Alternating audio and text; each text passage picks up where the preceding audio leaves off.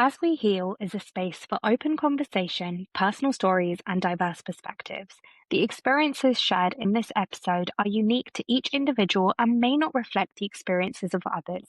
Nothing discussed should be taken as professional advice. Please consult an appropriate professional for support relating to your own health, well-being, or circumstances. Hello and welcome back to As We Heal. Thank you so much for being here and listening in. Today we are joined with Nicole. She is a psychic medium, a shamanic healer. She has spent years exploring intuition, helping people explore that, processing grief and sharing her incredible work with other people on how they can do the same and helping others reconnect to the spirit world. So thank you so much, Nicole, for being here. I am so excited to speak to you and to help, shine with others.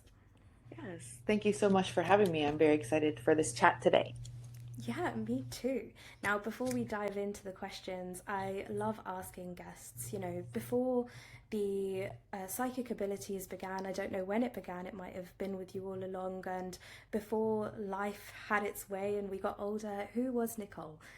What was life like growing up? Oh, wow. Okay. Life was very confusing and very scary for me because I always saw things and felt things, and my mom always confirmed, yeah, that's real, but I didn't receive any guidance. Nobody told me, oh, you have a gift. This is what you should do. You need to have energy cleaning moments and grounding moments. So it was very kind of like me in the dark finding my own way. Yeah, and I love that your mum validated you though. She might not Hmm. have told you how to navigate that. I notice, and sometimes, when I was younger, I felt a lot as well. And I would constantly, I'm still on this journey of figuring out, right, what is it and what am I feeling? Hmm. But I felt a lot, and I think in so many different cultures, it's so easy to be like, oh, it's nothing. So Yeah. I love that you were validated though. That is one honestly, I don't think she knew. Mm. I don't think she knew what to do, so she couldn't really share anything with me. I think she had the same experience. People validated her, but weren't like, okay, this is what you need to do. So a lot of the things, the knowledge that I have accumulated in this life was lost to the last couple of generations. I hear it. And I guess you're the one who's going to be breaking that cycle and being able to say, hey, well, let's bring in the energy clearing, if you're feeling like this. Absolutely. Yes. And I know you often talk on your page about connecting with spirit. And for someone who's completely new to this, how would you describe spirit? What is spirit? Oh, okay. I love this.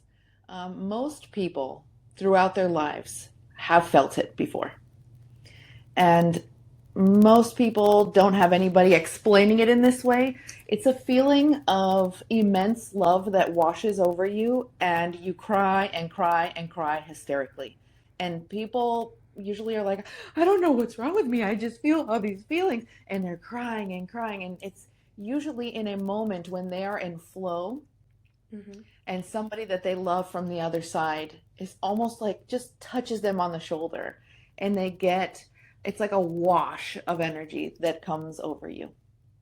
Is it like those moments where sometimes you're sitting down and I don't know, you may think of a loved one, or you'll get all these goosebumps and these chills Yes. over you? Hmm. Yeah. Yeah. All It's these that, and it's moments. kind of like an Yeah. eerie feeling in a way if you're not used to it. You might be Yeah. like, whoa, like what's going on? That is Whoa. spirit. But also, Yeah. spirit is energy, and we perceive energy as emotion. Hmm. So energy for us incites emotion in the body. So when spirit is nearby, it's almost always accompanied by a big wave of emotion and Wow. chills and this like timeless feeling. Wow. I've never heard it put like that, but that makes so much sense. I was spending a little bit of time gardening in my garden earlier today, and Mhm. anytime I see some butterflies, I've got butterfly tattoos like all over me, but anytime I see butterflies, Love I that. remind myself of my grandma. My grandma on my mum's side, she passed away when I was 10. And I'm always like, oh, Nani, you're here. And it might not be that she's there, but I know that I put two and two together, and I love that. And is that how you would also say that's spirit? If that thought comes into your mind. Yes. Yeah, Mm. she is there. Mm. She's there. And you think that the butterfly symbol is your idea. Yes. but it's but it's not. not. But it's No. not. Yeah. And can you take us back to the very first experience that made you realize that you could communicate with spirit? And did you know what was happening at the time? Oh, this is funny. I only really truly grasped it later in life. So it was always there, but I was very afraid of it. I didn't know what was happening. And it was a full body, like cognitive, visceral experience that I would have. So I'll give you like one of the first experiences I had. I was 16, I was working at a mall. And in this mall, there were these really long hallways that only employees could go into. Very long, like kind of spooky in a way. But the lights were on, everything was fine, and I had to take the trash out that day. So I'm pushing the little cart down this immensely long white hallway, and I'm going, and all of a sudden I smell cigarettes. There's nobody around me. I'm not near the outside at all. It's like there's somebody smoking a cigarette right next to me. And all of a sudden, time slowed down. Wow. And so I'm pushing, and the hallway starts to stretch longer and longer. And I was like, oh, fuck. And I ran as fast as I could out of there. Oh, wow. Now I understand there was a spirit Yes. there, and they were trying to Yes. say, hey, girl, you can hear me? I had no idea. Yeah. I love this. Hello. But I Yeah. was so terrified because I didn't know that nothing could hurt me. Nobody taught me. Yeah. So Wow. that was my first experience. And what made that emotion change from fear to acceptance and understanding? I had a spontaneous out of body experience when I was 33. Hmm. My entire life, I've been very depressed, very anxious because I didn't know I had gifts and I didn't know I needed to cleanse my energy often. And so, oops, sorry, I lost my train of thought. Oh, what changed that for me? Hmm. So I was always very depressed, very anxious, and I had an out of body experience at 33 because I was in the bathtub praying to God. I said, God, if things don't get better for me, if I don't feel better, I will take my own life. It was like a promise I made to God. I'd always felt it, Hmm. but I never was that serious about it. And in that moment, my spirit was ejected from my body. Wow. Scariest thing I've ever experienced. I was dying essentially. I felt my spirit trying to leave and I lost control of my body. I was no longer in control of my body. And I heard somebody whisper in my ear, go with God. Go with God. And I said to myself, okay, God is supposed to be good. So maybe I should go. And I went and I floated above my body in this white light. And all of my pain and suffering, everything, all the pain disappeared. It's very much how people describe death. Like you Hmm. leave your body and all of a sudden you're just embraced by the most love you've ever felt in your life. And so after that, I came back down into my body and I could hear very loudly my spirit guides. And they were Wow. like, hello, you need to help people now. And I Wow. was like, what? What are you talking about? Because I didn't know what I could do at that time. I was fresh back into my body. And they were like, it's time to get to work. You need to help people now. People are going to need help. People are going to start becoming more psychic and they're not going to know what to do. And you have to teach them. And I was like, oh, okay. And so they pushed me to start an Instagram and to share the things that they were sharing with me. And I did. And I got my first reading. And it was with a man that had three little girls, and his wife had passed away. And so he didn't tell me anything. And it was a text reading. We were texting, and all of a sudden, this figure of a woman appeared right next to me. And she Oh, was like, got tell him chills. that I love him. Tell him that I love him, and he's doing such a good job. And I was like, what is happening? What is happening? This is so crazy. I wasn't afraid of her. She felt just like a woman. It was like the body of a woman with no body. Yeah. And she was like, you have to tell him. You have to tell him. I was like, what if I'm making this up? She was like, tell him. Right. And so I told him. And he was like, my wife passed away. Mm. And I've been wondering if it's okay for me to move on. I don't want to hurt her feelings. And she said, no, please. I want you to find a good woman. I want you to be happy. I want you to find somebody that will help you with the girls. And a couple months later, I saw him on Instagram with a new girlfriend. And Wow. that's when I was like, oh, shit, I can do this. So Yes. that was the moment that I was no longer afraid. Yeah. and to now have such a huge level of impact using, the incredible abilities that you have, it must feel amazing. It is so beautiful. There's nothing else in the world I would rather do. I think that I was born with a hollow space inside of me because that hollow space was always asking me to seek. It was always Hmm. telling me to look for something. So it was like something is missing, something is wrong. Look, keep looking, keep looking, keep looking for the answer. And it was Yeah, always leading me here. And so when yeah, I helped that first person, that hollow space filled up. yeah. And this was going to be my next question because, sometimes for someone who may be clairaudient and going into this world, when you hear Mhm. things, we might find it hard, like this human side of us, to differ it between genuine communication with Mhm. spirit and our thoughts and our imagination because our mind just goes, "Whoa, what's going on?" And I know you had such an incredible first reading. Did you ever have any additional moments where you did second guess yourself? Oh, all the time. Hmm. I was second guessing myself 2 years into doing this professionally. Yeah, Oh, yeah. yeah, Because what do you mean I can talk to dead people? yeah, That's not supposed to be possible. yeah, That's how deep the programming is from religion and society and like the Western medical system that if you hear voices, you're crazy. So, 2 years into me doing these readings, every single one was amazing. I still would get off the call and be like, is this real? Am I making this up? And Spirit is like, girl, what are you talking about? Yes, this is real. So, 2 years later, I'm like, okay, I can do this, I guess. I guess yeah, this is real. So now we're on year 7. yeah. That's So, amazing. I love that. thank you.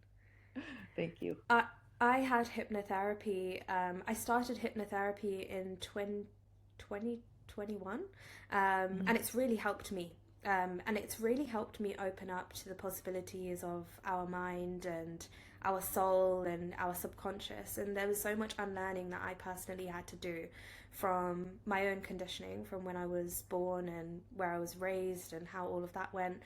And I find myself being so curious. I am an incredibly curious person. Mhm. And I want to know absolutely everything. Like, what does it feel like when you see someone? What do you hear? What do the voices sound like? And a question I've always been curious about is when you do hear a voice, is it is it English? Like what is it like? I love this. I love these questions. These are really, really good questions because I feel that when this is explained, people will understand that they're doing it too. So these are Mhm, really, I feel like something's directing you with these questions. mhm. Okay, what does it feel like? I'm asking. Let's see. So people that do not speak English, they don't communicate in language. They don't need language to communicate. So they will show me, for example, yesterday, I was doing a reading and I saw the Empire State Building. Oh, I'm sorry, not the Empire State Building, the Lady of Liberty in New York. Yeah. I'm Yeah. like, what is this? This means absolutely nothing to me. I'm like, I don't know why. It was almost bothering me. I was like, I don't know why I'm seeing this. Like, I'm seeing the Statue of Liberty. And she's like, oh my God, the only picture that I have with my mom is at the Statue of Liberty. Oh, And it goosebumps again. means something so special to me. And I was like, okay, girl, well, that's your sign, that's your symbol. And for this woman, she did not have a Statue of Liberty as a mom. There was no stability. Mom was Mm. always breaking down. So my client felt like her mom was fragile and it really scared her whole life. And that wounded her. It left her traumatized. And so Spirit was like, okay, your new mom is the Statue of Liberty. I want you to embody that energy, never moving, so strong, always standing like this with the light. Nothing can make you crumble. And so that was Spirit's message for her. So Spirit doesn't need language. They communicate in symbol, they communicate in emotion. So let's say a grandpa comes through and grandpa feels bad for the way he treated his child. Maybe grandpa had it was a lot of projection. Maybe grandpa was like, if you don't do this, you're never going to be successful. And his kid felt very unseen. So if grandpa is on the other side Even if he does not speak English, Grandpa will come through and I will feel sadness. I will feel regret. I will feel all of Grandpa's feelings. Not only do I feel his feelings, very often I can feel the cause of death. Mm, I So see. they don't need language. They can speak in language, Yeah. but over there, they need you to understand that there are no limitations. Yeah. It seems like it's just different versions of energy. So, my next question. You practice shamanic healing. Mhm. What actually happens during a session, and how have you seen shamanic healing change people's lives? Oh, well, this is such a good question. You're right. This is a fun question. Okay. It's going to sound fantastical. All right. And I'm just warning you. It's going to sound like what? Um, I love all but of it's it. amazing. Yeah. It's so cool. Okay. So essentially, a shaman is like the messenger between the living and the dead, the spirit world and the living world. Mm, So shamans deal a lot with a space called the underworld. The underworld, um, we are taught, is hell. It is not hell. The underworld is a place where your ancestors live, where all information lives throughout time and space. The history of the earth is stored in the underworld. In addition to that, every piece of subconscious material, your subconscious lives in the underworld. You can also think of it as the body. The underworld is essentially the body. The body holds information. And all the information throughout time and space, all information, repressed memories that we have, things that happened to our ancestors, all of their experiences, all of their emotions, everything they have ever lived lives inside of us and also lives in the underworld because it is subconscious. So, what I do in a shamanic healing session is essentially I go into the energy field. Most of the time, people come to me because they don't feel good. Something's wrong. They don't know what is wrong. And I always say, like, you don't need to know what's wrong. You feel it. Your spirit is telling you. And so people come to me and they're like, I have pain here. This is what's going on. I have this terrible relationship. I don't know how to deal with it. And so I go into their energy field and I kind of figure out what is creating the disturbance in their physical body and in their life. So trauma gets stored in the body. That's not just personal trauma, it's also generational trauma. Yeah. So I will find the aspects of them that are in that dark space, in the darkness. And most of the time, those things are repressed. They are repressed memories that were so traumatic that we do not remember. And we repress them from the mind, but then they live in the body. And if they stay in the body for long enough, it causes a lot of physical pain, illness, and possibly even death eventually. That's why diseases run in the family. Cancer runs in the Mm-hmm. family. Lung issues run in the family. It's because of grief and trauma and pain and abandonment. That's why illness happens in the body. So I help with soul fragmentation. So if people have experienced something very, very traumatic, a part of them retreats into the underworld, waiting until we have enough capacity to process it. So I help people bring those parts of them back up into their body. And is that what you call soul retrieval? Yes. Ah, yes, because I've heard you talk about this. Yes. So I go into trance and I go into the underworld to retrieve the parts of them that are stuck there. And Wow. that's what causes pain and illness and like unluckiness. A lot of people think that they're cursed, but it's just trauma. Trauma. And Hmm. so you just said something, and you said you go into the underworld, and you spoke Yes. before about you having this outer body experience when you had that very first experience when you were in the bathtub. Does going into this underworld feel like an outer body experience for you for Yes. the soul retrieval process? Okay. Absolutely. Yeah, I'm not in my body. You're I'm not. Yeah. halfway here and halfway in the spirit world. And I have Wow. learned to, my spirit can maneuver through that world and my mouth can explain what I'm seeing at the same time. Wow. So it's almost like you are a channel. Yes. Yeah. Yes. And I find the world of channeling information so incredible. When I was about 14, no, I was about maybe 14, 15. There was a period of my upbringing. I was homeless. I lived in a shed, and that was very traumatic towards me. Hmm. But I've separated it from myself in terms of I'm not sad about the experience, if that makes sense. Mm-hmm. I'm very okay with it, because it was what was to happen, you know? Yes. But I want you However, to hear the words. Do you hear what you said? I've separated it from myself. yes, So you're okay now, but you've now, separated it from yourself, yeah, but it's a part of you. it is 100%. And it is So something that that I part did go needs to through. come home Yeah, instead of yeah, be separate. yeah, you're right, you're right. And would that be a part of myself that I have let go of? And I would need to, the 14 year old Keisha, I would need to like give her this big hug. Yes. Mm. Yeah. Well, what you need to do, because it's amazing. It's amazing how you are saying this to yourself. You're telling yourself through your own mouth that you have suppressed her. Hmm. Because now you're okay. But there is a part of you, okay, we're gonna bring in quantum physics into this. Hmm. So every single aspect of you in every experience is quantumly entangled to your body. So while you are telling yourself, I have separated it, she is still quantumly entangled in space-time in that shed. Mm. And I that is see. affecting your body. It's affecting your thoughts. It's maybe what I can feel right now is that it comes up in your chest a lot. It's possible, yes, 100%. It feels Yeah, like a very slight shortness of breath.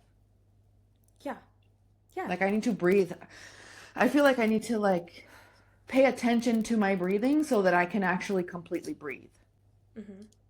So that's how this 13, 14-year-old version of you is showing up in your body and your nervous system.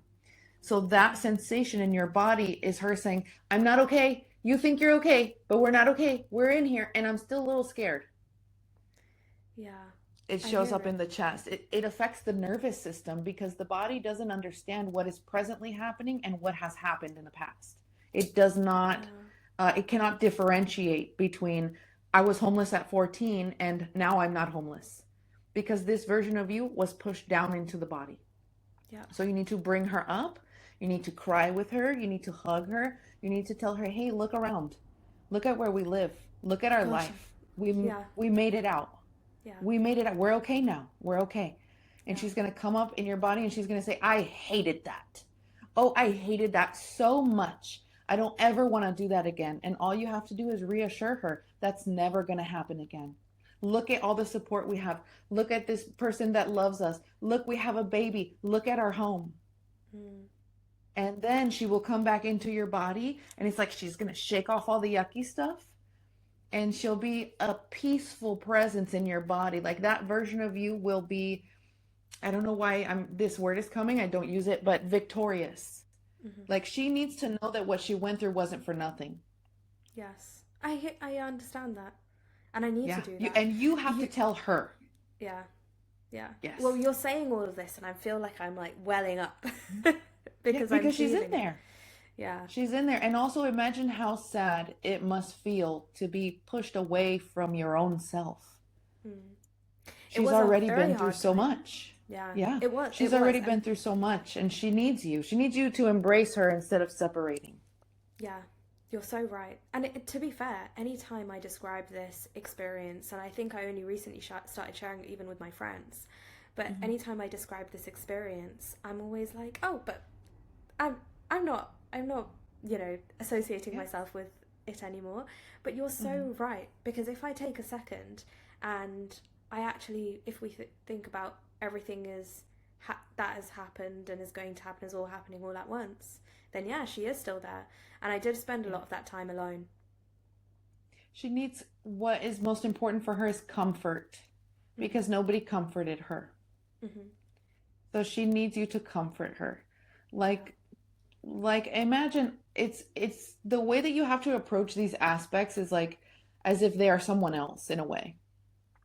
Because for a lot of us, especially if we have had parents that are like, get over it, you're fine. I went through so much worse. It's like you can't even have empathy or sympathy for yourself. They don't allow you to. They teach you to not do that because they believe that if you are too soft with yourself, that you're weak and you cannot accomplish anything in the world. Mm. And so that's what you embody. And you're like, I got this. I went through this and now it's over. Yeah. But in order to be whole, to bring these parts back into your body and to stop feeling this feeling, you have to comfort that part of you. Also, it's very important for you to know as a mother that your baby feels that. Yeah. The DNA. Your baby feels it too. Because the nervous system of a child is literally the nervous system of the mother. They cannot regulate themselves at all. They are constantly in a state of co-regulation. So if your body still has terror or fear, or if you felt very alone, Anxiety. Yeah. yeah, she'll alone. feel that. Or he. I think it's a girl though. Yeah, it's a girl. Yeah. Yeah. She will feel that as well. So you have to process that so it doesn't go into her. Yeah. And so let's say, separate from myself as well, but someone who speaks in this way about their past self, similar to how I just did, where it's like, I'm not in that anymore, so I don't need to think about that. What advice would you give them? What are some resources? Stop running. Stop running away. Yeah. Yeah, it's very ironic because I was running for 33 years. Mm-hmm. Running from myself, running from my gifts, running from my pain, running from my ancestors, just running because I was so afraid to feel. Because for me, I'm extremely sensitive and my emotions feel like they are going to kill me. It's like my body's like, oh, we're dying now. This emotion is so immense that we are going to die. And so I was always trying to stop that. But my body has always been a vessel of transmutation. All human beings are vessels of transmutation. This work I'm talking about can only be done here. You cannot do soul retrieval once you're dead. Mm-hmm. Spirits cannot do this. This is for us to do as the living, as the ancestors of the dead. We are here to clear these things for them and for ourselves. Yeah. And for our future. And for our future, absolutely. So stop running.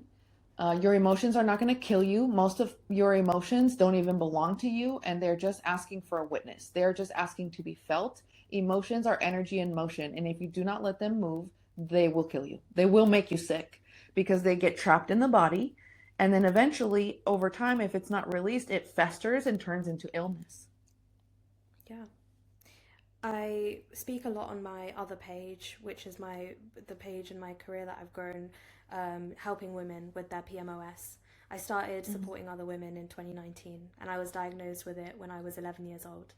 And when I sit down and I think about a lot of the symptoms that I had gone through as well, not to say that it's only come from this, but I grew up suppressing the majority of anything that I went through because I was the mediator in my household. I was trying to very immensely be this glue that kept a family together, which was just like a household of abuse, which ended up breaking up anyways. But that was my role as a kid. And yeah, it took a lot of, even now it's a constant work. I journal, I read, I listen, I do some breath work. But it's really interesting that you said this because emotions are energy in motion, and there's so many things like that when you hear it really hits you and it really resonates with you. Mm-hmm. Yeah, I think little you, that was scary for her. That was so scary for her. And like, what a big responsibility. What, like an oversized responsibility for a child. Yeah. And I think you got to let her off the hook. Yeah. Yeah. I think a part of you still is like, we're going to make everything work. Everything's going to be fine. I'm going to figure it out. It's always you trying to figure it out. Yeah. And that's her. She's still in hypervigilance. She's still like, we have to figure this out. Like, I can't let this fall down. I have to hold it together. So now you're still holding it together. Yeah. Yeah. But nothing's wrong. You don't have to hold anything together now. Yeah. I can breathe. So this is like permission from her. Like, please let me off the hook. It's over. We don't have to do this anymore. But it's normal for you to be at this point in your life and still kind of feel like that because that's how you grew up. Yeah. So, and someone like me, all I do is bring that to your attention. Yes. All I did was say to you, it's here. it's here. And then your body was like, ah, Yes. because what we're doing is we're taking the unconscious and I am making it conscious. And what happens is it's like the darkness and the light mixed together. And the spirit is like, oh shit, I can breathe. Thank you. Because Yeah. what is in the dark is constantly trying to talk to you and tell you, hey, I want to let this go. Hey, I'm tired. Please help me. And Well, I so did. I took once a I deep breath. exactly that, and that's your nervous system like, oh my God, okay, I'm allowed to let this go. I received the message from little me. I get it. Now I can let it go. Hmm. It's amazing. So Yes. half of what I do is like, the cool spiritual stuff, but the magic is happening inside of you Yeah, and you can feel it definitely. happening. Yeah, you can feel it happening. Hmm. And I know that this is something that after we speak as well, I'm just gonna sit here on the couch Yeah. and I'm gonna be in it. Yep. And it'll clear over 3 to 5 days, but Hmm. you're going to be purging. So you'll Yeah. cry. And a lot of what happens is this is fascinating. This is my favorite part, and this is how I know it's very, very real. As much as like I know things that there's no way I could know. Hmm. People have repressed memories come back. Yes. So when you have repressed memories come back, that means the part of you that you pushed into darkness in order to survive is coming back into the body because it feels safe enough inside of you. Yes. It feels safe with you. So when the repressed memories come back, maybe they're, not so desirable to look at, but it's a gift. Your spirit is returning to you. And do you have some of these memories sometimes come back in dreams? Because I tend to have I've had in this last year some very vivid dreams, um, especially with people that I have lost actually Hmm. growing up. Well, And yeah, sorry. no, go on. Two things. Yeah. One, when you are asleep, that's when your subconscious mind is taking over. Hmm. So if you are seeing repressed memories come back in dreams, that's your subconscious mind. It's almost desperate. Hmm. It's like, please, I'm trying to tell you while you're awake and you can't hear me, so I'm going to show you in a dream. So we process a lot of trauma in dreams. That's why we have figures come up. That's why we feel trapped in dreams, or we're trying to call people and nobody answers. We are processing in our sleep because the subconscious mind cannot reach us during Yeah. the day. And the spirits that visit you, that's real. Those are visitations. Yes. Because I have had some dreams that I am being like, oh my gosh, like my grandma has given me bits of advice that has made Hmm. me think and think for weeks on after. And I'm like, wow, did somehow she has put this in my mind. Yes, yes, that is real. It's her. Yeah. And if someone listening to us today has lost a loved Mhm. one, what is something about life after death or our connection with those that we've lost? What is something that you wish everyone understood about this? Okay. The spirit world is here. It's not anywhere else. They're not in heaven. They are not in hell. It's here right now. There is another reality that is layered, pancaked on top of ours, and it's the spirit world. And that's why your grandma can show up as a butterfly.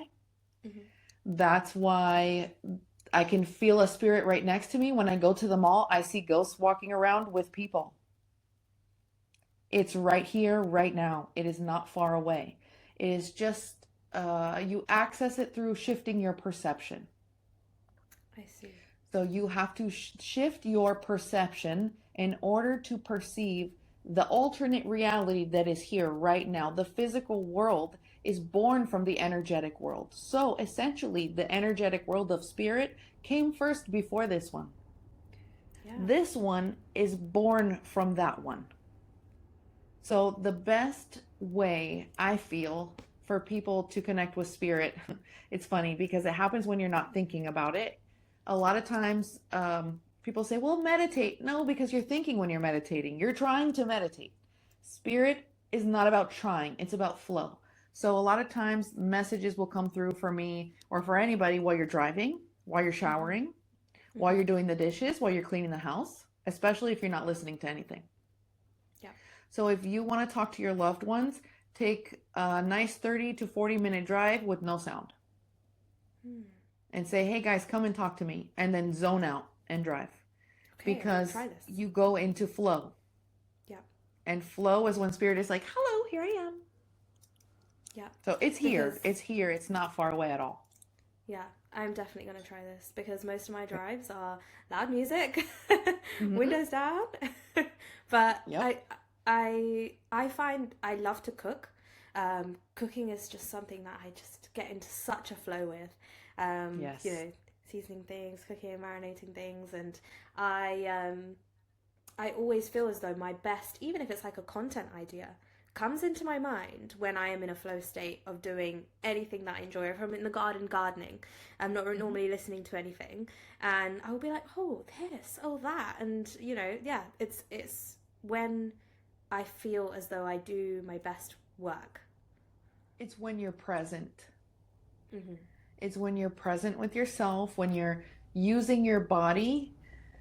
It's interesting. The body kind of gets in the way if we're not using it to do something. That's why driving, you don't have to really think about driving. You know how to drive. So your spirit is like, dee, dee, dee, dee, dee, I'm floating away.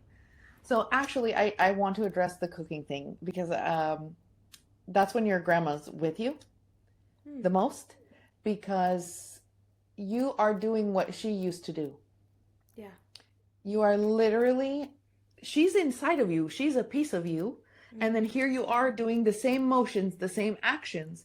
Yeah. And so it's almost like her spirit is layered over yours in that Yeah. moment, Yeah. working True. through you, helping you, talking to you. Yeah. She helps you a lot with your business. Your work is so Yeah. important to you.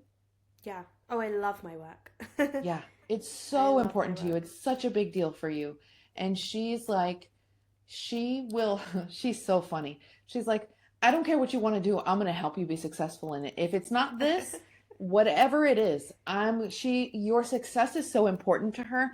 I think it has Mm, something to do with her not being able to find her own success in the world and her own thing in the world. yeah. I think she was like a wonderful grandmother and a wonderful caregiver. Like she was the best, but Yeah. she really didn't have an opportunity to live her dreams. Yeah. It's true, And actually. so She didn't. So for you, she's like, listen, we're going to make it by any means necessary. We're going to make it. That sounds like her too, because she was one powerhouse. Being South Asian, there's a lot of things that are taboo in terms of making sure that you're not having kids out of wedlock and you're not Hmm. doing certain things, or women doing certain things. But my grandma did every single one of them, and I think I ended up following her footsteps. Actually, I had my daughter out of wedlock. I've just done things out of love. I love. I've always wanted to be a mum, so I became a mum. I love cooking. I wanted to quit my 9 to 5 to support other women. So, yeah, I feel that sounds like her because Yeah. she was a, what's the word? When someone is, She's a free spirit. She's she's a free almost spirit. rebellious in a way. Rebellious, that's the one. Yeah. Yeah. She's rebellious in a way. And she's very proud of you because the rules, she's calling rules a prison. Hmm. All of the culturally imposed rules, Yes. Mm. they are a prison. And she's very proud of you for not living in Oh. that prison. Oh. Well, I'm very happy to hear that. I wasn't expecting to hear that today at all. So It I'm just very happy to happens. hear that. It's like Yeah. wherever I am, the spirits are like, okay, you need to do this now. You need to say Yes. this. And I'm like, Yes. okay, I will obey. Ah, well, that's lovely. And what would you say? Jumping right back into it. I'm Yeah. like, right, let me wipe my tears. Um, what would you say to someone who is deeply curious about spirituality, but also very skeptical? So, is Mm. there a way to explore spirituality without blindly believing in it? Oh, yeah, I like this. I like this a lot. I think skepticism is very healthy. Hmm. I love it. So anybody that's skeptical, freaking bravo. I was Hmm. skeptical too. I was an atheist. I Hmm. was an atheist for a long time, even if I felt ghosts. I was like, no, God cannot be real because I feel like crap and I'm a nice person. So why am I suffering so much? God cannot be real. And then I did mushrooms and I felt God. Ah, yeah. And God was like, everything is going to be okay. You're going to be fine. And I came out of that and I was like, oh my God, God is real. Crazy enough, that same feeling I felt when I did mushrooms was exactly what I felt when I had my out of body experience. Wow. Yeah. Wild. Wow. So Yeah. skepticism, very healthy. It means that you are not easily manipulated, and that means you will find a wonderful home in spirituality. Because I love that. spirituality is, for me, it's like everything is alive. Mm. It's called animism. The Mm. plants are alive, the water is alive, everything is alive. The earth is alive, everything is a spirit. Yeah. So let's see how to help them tap into spirituality. I think that spirituality has a negative connotation at times because of social media, because a lot of the stuff is, it's like pop spirituality. It's not true, accurate, helping you in your everyday life spirituality. So I am not a big fan of pop spirituality because what is the point? It seems like entertainment, and I feel that what is the purpose of this unless it is helping us in our human life? Anything that tells you to escape or to like ascend to another world or that you are something else besides human, that feels like bypassing to me. I Yeah. am very like, this is the human experience. This is what I came here to do. I'm going to immerse myself in it, even though it requires suffering from me. So I can see why they would be skeptical. Hopefully, me reading you a little bit makes them less Yes. skeptical. But let's see what would be good Yes. for them to tap into. This is about yourself. This is about their own spirit. Mm. It's not about the rituals. It's not about the beliefs or the spirit guides. It's about your connection to your own spirit. Yeah. That's what spirituality is to me. And let's do this. People can ask. They can ask God. They can ask spirit, whatever they believe in. Show me that this is real. Show me. I heard Nicole talking and she told me to ask you. Show me that this is real. Because I don't want anybody to take my word for it. That's not spirituality. Spirituality is finding the truth and God within yourself. Yep. So I recommend that everybody takes their own path and ask spirit, show me that this is real. Give me a sign that I could not deny that this is Yeah. real. Can I share an experience of mine that I Yeah. had? Mm-hmm. In 2022, I was coming back from a holiday, me and my partner, and I think that I know a lot of people say woo woo. If that is the word, then I guess so be it. So I was in the airport and we were collecting our bags. We were in London, and then I said to my partner, I said, I trust that our bag is going to come out the first bag on the conveyor belt. Obviously, I had no idea. We weren't even the first people when we were putting our luggage in. We were like 20th or something. And he goes, haha, Keisha, like, of course not. I said, no, no. I said, here. I said, let's close our eyes. I said, because if it's two of us, then we can believe it more, you know? I said, Mm-hmm. let's close our eyes.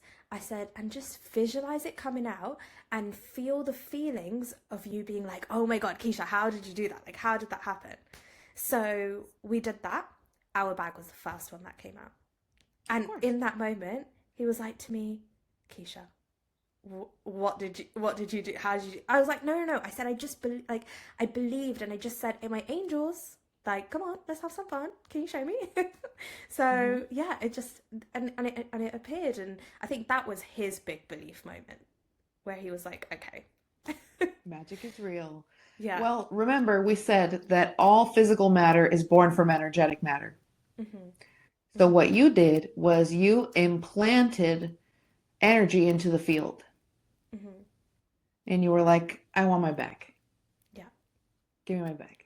I want it now. And the universe was like, ah, no problem. I will organize around the field Yeah, and give you your bag.